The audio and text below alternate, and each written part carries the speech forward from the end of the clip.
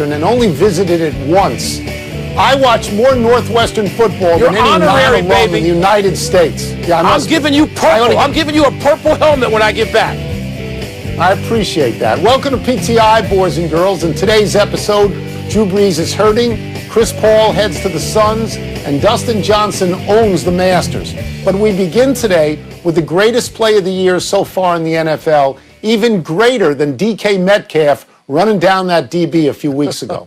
This play was the inadvertent Hail Mary yesterday from Kyler Murray to DeAndre Hopkins that beat Buffalo at the buzzer. The same Buffalo that had scored with just 34 seconds left to apparently beat Arizona. Wilbon, who impressed you more on that play, Murray or Hopkins? Tony, Hopkins is so very impressive, which is why they went out and got him, and which is why Houston, sinking in Texas, was so stupid to give him up. Now that I've said that, let me go straight to Kyler Murray. Hail Murray, it's being called here in the desert, Tony, as you can see behind me. Tony, when you're going the wrong way and you're about I'm in the real desert. What are you talking about? Yeah, you're 6 feet, less than that, maybe 5'11". You're going the wrong way. You wiggle out of a would-be sack, and a lineman is about to shove you out of bounds, and you throw against your body 50 yards. I mean, the catch is great. Yep. It's like asking what's better, Leitner's pass, Hill's pass or Leitner's shot. It's sort of like that. But, Tone, the throw has got to be there. The throw is money. How do you make that throw? How does anybody make that throw? Yeah, so they weren't even supposed to be going for the end zone on that play. But Kyler Murray, there were 11 seconds left. He was running around, and he had to throw it deep. Hopkins is up there amid 3 Buffalo defenders. He puts his hands up. He catches that. Catching it and holding on is a miracle. It is a miracle. That's an impossible catch. I'll go to Murray right with you in this regard. It's no accident that he can throw. He's a baseball player. Russell Wilson, baseball player. He can throw. Patrick Mahomes, son of a baseball player. He can throw. And I, too, like you, immediately went to Bill O'Brien, the dumbest trade anybody has ever seen. And as a result, Arizona's in first place in the toughest division in football. And where's Bill O'Brien? You're fired. He's fired. He's not there anymore, and Houston's terrible. So unbelievable. Tony, and it sets up this Thursday night showdown, a sentence I've never spoken. Seattle, between the Cardinals and Seattle. It's up in the rain instead of here in the sun and cloudless skies. But, fun Thursday night setting up.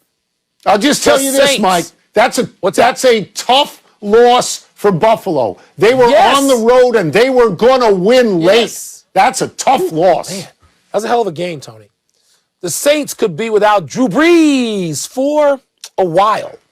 Brees didn't play the second half of yesterday's win over the Niners, and tests today revealed multiple rib fractures on both sides of his chest, plus a collapsed lung on the right side.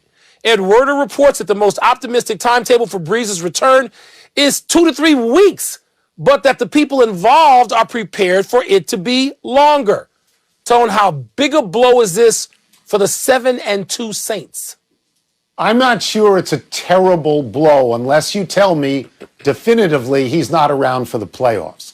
Last year, Teddy Bridgewater came in, I think it was 5-0 when Brees got hurt. I know Bridgewater's not there anymore, but Jameis Winston looked fine when he was there. And Taysom Hill is the Swiss Army knife of that team and knows what he's doing. They've already beaten Tampa Bay twice. I think they're a shoo-in for the playoffs, and I'll say this one other thing. Their coach is brilliant. He's a great offensive coach. He will figure this out. Tony, I'm somewhere between the position you're taking and a little movement can really hurt your season. It can crash it because there's only one bye, Tone. And so that's a big deal. And yes, they've not just beaten TB12 and his crew twice. They humiliated them 38-3 or whatever the score was a few days ago. They crushed them, right? But, Tony, if they give that up, you're like, what's the difference? I know they beat him in both places already. They beat him in Tampa. They beat him in the Dome. But still, you don't want Brady to have that week of rest. And now we're talking about a divisional situation now, not just the conference at large.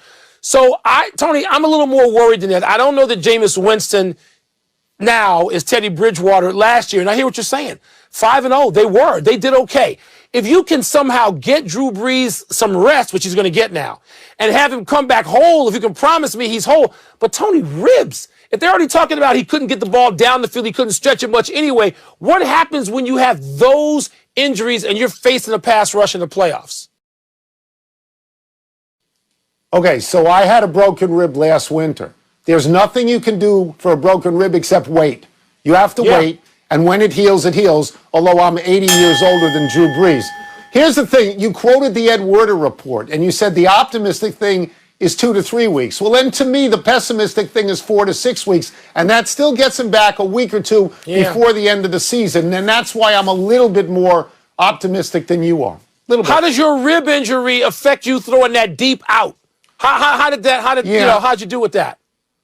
I couldn't throw the deep out. I could throw the 10 to 12-yard cross, but I couldn't throw the deep out. Today is the first day of allowable trading in the NBA, and we have a point guard of consequence moving.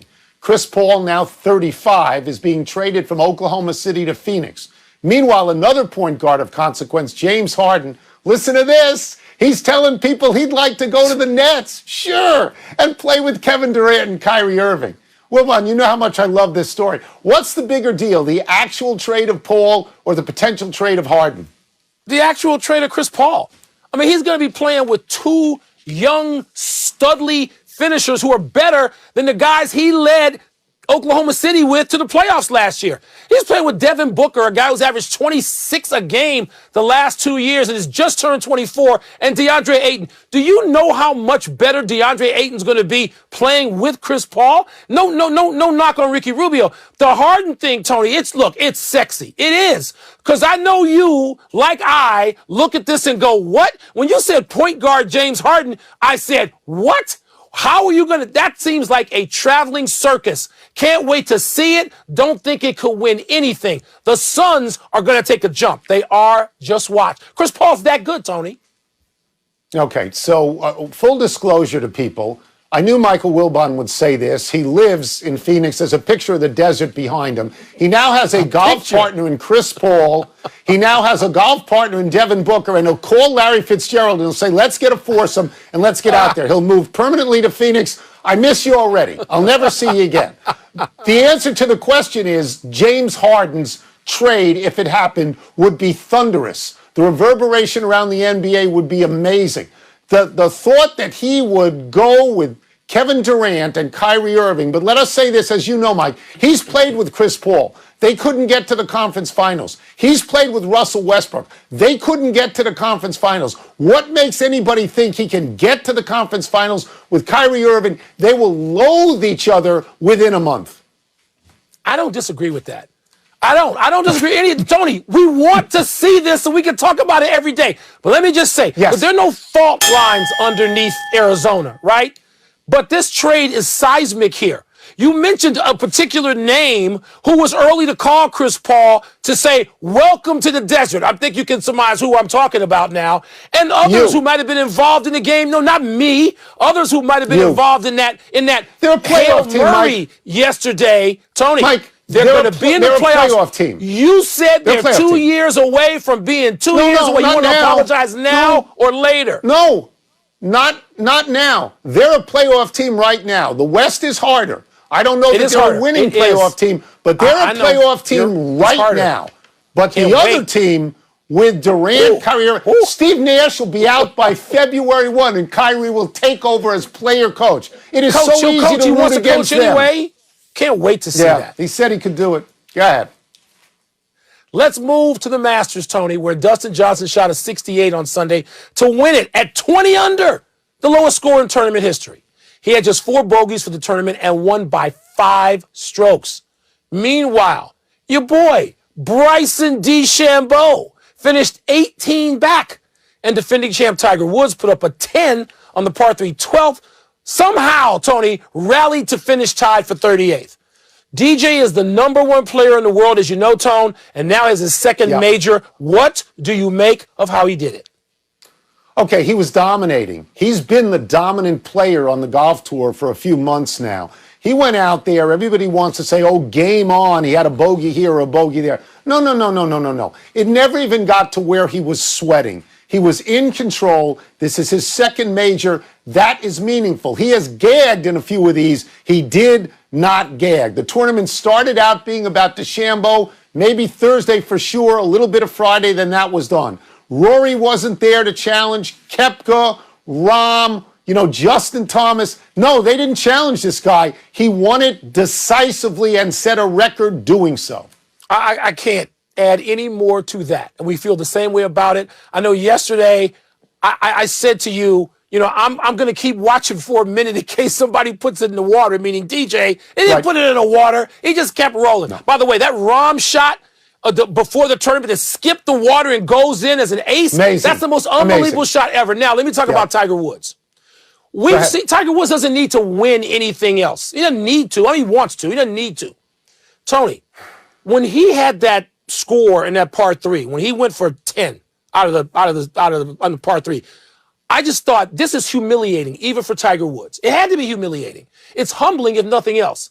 Tony, for him to birdie 5 out of the final 6 holes, how do you have the composure to do that? Yes. Why is it important for you to do that? To finish the way he did, I thought was the second most important storyline in this tournament after DJ winning. And I know you felt even stronger about it in terms of what you think it reveals about Tiger.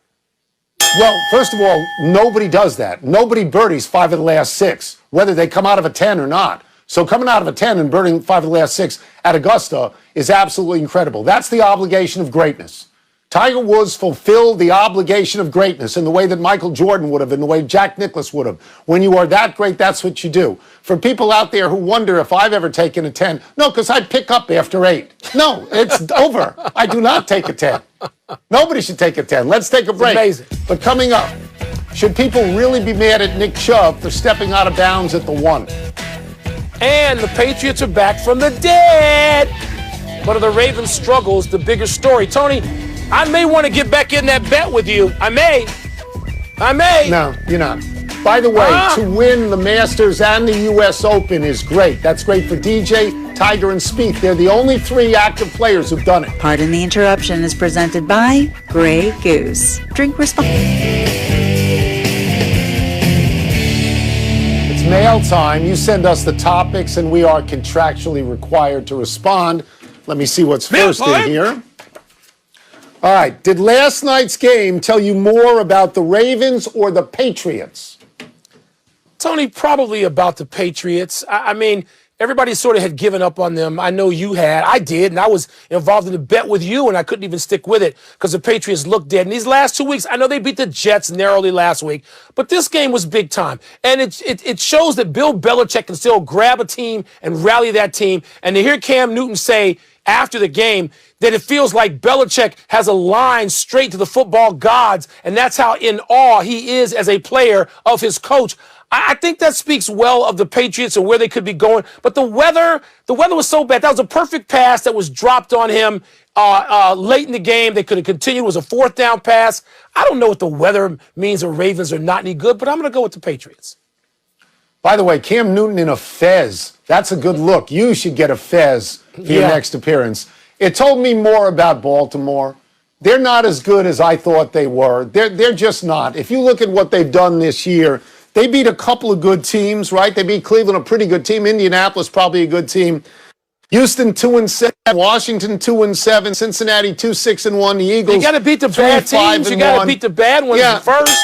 Yeah, but Mike, you wonder about Lamar Jackson. You wonder about him against the 2 best teams they've played. Pittsburgh and Kansas City. They lost those. They've lost playoff games. He's not Patrick Mahomes. I think they may be a little bit overrated. I do.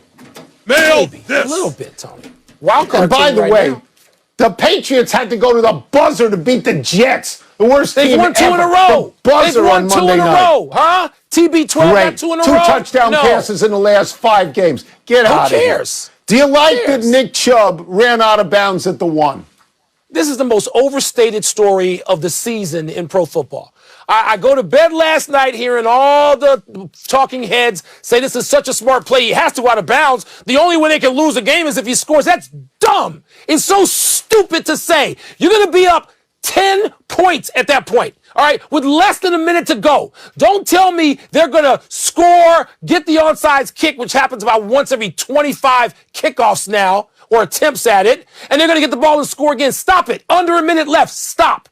He should have just gone in to shut up everybody. For 90 years in the NFL, people ran in and won the game by 10, and now all of a sudden, if you don't kneel at the 1, you've done the wrong thing. I don't want to hear that junk. Score the damn ball. Yeah. Well, then you go talk to Todd Gurley, who did the wrong thing, and they lost that game to Detroit. You don't want the other team touching the ball at all. Team did the wrong this thing. is a betting story. It was Houston +4. If Chubb goes in, Cleveland wins. Cleveland loses now because it's a 3-point spread. He did the right thing. He absolutely ended the game. 2 kneel downs and get out. But it's a betting story more than anything else. Enough email. This isn't the DraftKings PTI hour. What are you doing? I'm going to tell you something about betting. Either have Brent when Van Musburger or Pelt don't goes talk on the air about it. and he talks about bad beats, this is number one. This is a bad beat. Still to come, your boy Will Muschamp is out. Could Jim Harbaugh be next? Probably, but it'll take a while. Are the Bears going to look any different tonight with a new play caller? It's an overrated story. Houston +4. You're up 10. That's I don't care the about number. Hour. Happy time, people. Happy 56th birthday, Dwight Gooden. He burst upon the scene in 1984 when he was Rookie of the Year in the National League with a 17-9 record and a 2.60 ERA. Gooden was even greater in 1985 when he won the NL Cy Young with a 24-4 record, a 1.53 ERA, and 16 complete games. In 1986, he was the ace of a Mets staff that won the World Series. Gooden was a meteor, like Fernando Valenzuela and Mark Fidrich. The ceiling looked unlimited for Doc Gooden, but not everyone handles success well. Gooden struggles then, and he struggles now with drug addiction. His career record of 194 and 112 somehow feels incomplete, Mike. Tony, at his best, I know you watched him closely. At his best, did he have the best stuff of any pitcher you ever saw? Well, I'm old, so I'm going to say Sandy Koufax, but he's in the top 3 to 5. There's no question about that. Happy anniversary, Auburn. On this day 7 years ago, Ricardo Lewis balled in a deflected pass on 4th and 18 with 25 seconds to go, and he went 73 yards for the score that beat Georgia 43-38. Great play. The announcer called it a miracle at Jordan-Hare, Auburn's home field. But the greater miracle at Jordan-Hare came in the next game. That was the stunning kick-6 return by Chris Davis on the Alabama field goal try. He went 109 yards and beat number 1 Alabama 34-28. That was Gus Malzahn's first year and his best. Auburn got to the national championship, losing to Jameis Winston and Florida State 34-31. Tony, I don't think you've ever been to Jordan-Hare. I struggle with the best stadium in college football. Notre Dame Stadium, the best place to just watch a game, and Jordan-Hare. Those are my 2 favorite college football stadiums. Absolutely. You got to get to Jordan-Hare. Maybe Charles will fly us down and, host us. That would for be a big nice. Auburn game. It would be. Happy trails, Will Muschamp. South Carolina fired its head coach yesterday after the Gamecocks lost to Ole Miss 59-42. In their last 3 games, all losses, South Carolina allowed 159 points. And Muschamp's calling card had been defense. He would be replaced on an interim basis by Mike Bobo. Insert your own joke here. One name being mentioned for the job is Hugh Freeze, who was fired at Ole Miss for making phone calls to escort services. There was already a cloud over his head for alleged recruiting violations. Freeze is currently rehabilitating his image at Liberty, where his obvious talent has the Flames 8-0 and ranked. The next big name to go, maybe Jim Harbaugh, whose 1-3 Michigan Wolverines just lost 49-11 to Wisconsin. So I can see Jim Harbaugh going. I told you this morning on your podcast, I think we talked about it. I don't see him being in Michigan long, but the University of Michigan is not going to dismiss Jim Harbaugh in the middle of a season. They better not. That would be beneath an institution like Michigan. I can't believe they would do that. They won't. One error, James Harden did get to the conference finals with Chris Paul. They lost in 7 to the Warriors. My bad. Quick to the big finish. Let's do it. Ben Roethlisberger passed for 333 yards after not practicing all week due to COVID protocols. You're impressed, aren't you? I'm impressed with the Super Bowl champion twice over, who should be the MVP if the votes were in today. Yeah, I'm impressed. Tua and the Dolphins beat Herbert and the Chargers. Are the 6-3 Dolphins the best team in the AFC East? They finished the year at Buffalo in the cold. You know, I'll tell you after that game. I'll tell you then. Northwestern, Indiana, both 4-0. Which is the bigger surprise? Tony, we had a couple of conference titles in the mid-'90s. Indiana, you got to go back at least 10 years earlier than that. So I'm going to say the Hoosiers, congrats to them, 9th ranked. The NCAA tournament will be bubbled up, potentially around Indy. Does that make sense to you? We've seen bubbles work in the NBA and the NHL. Yeah, sure. Last one, Monday Night Football, Vikings at your Bears.